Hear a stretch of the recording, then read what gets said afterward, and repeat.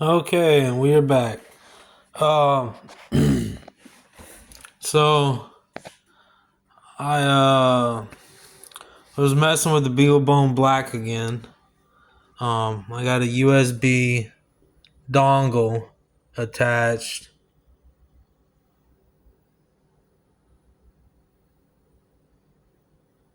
There it is. It's a U2 D2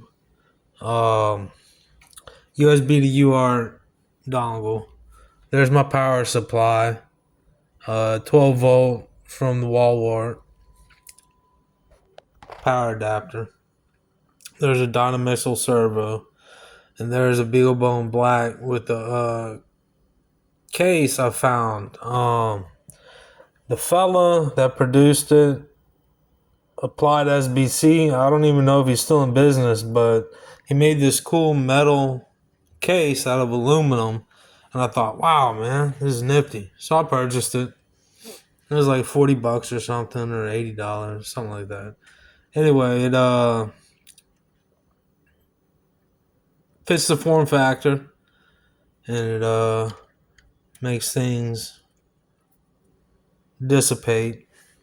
Kind of blocks it in, but there's so much metal on it, it kind of alleviates some of the heat from different aspects of programming and putting in high workloads. Anyway, back to the stuff at hand. So we got a Dynamixel with their SDK, the Dynamixel SDK, and we're about to do a read-write function. So I pressed enter on the read-write in the C examples, and I'm about to press any key to continue. It's been successfully connected, the baud rate's correct, and the port has been opened. Now my goal position is 0, the present position is 3. Press any key to continue. Here we go. So it moved from 0 to 1023. And then I'll move back some.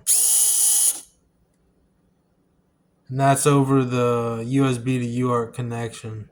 That's connected directly to the back of the Dynamixel from the U2D2. And all communicating via the BeagleBone Black. I'm going to try to do some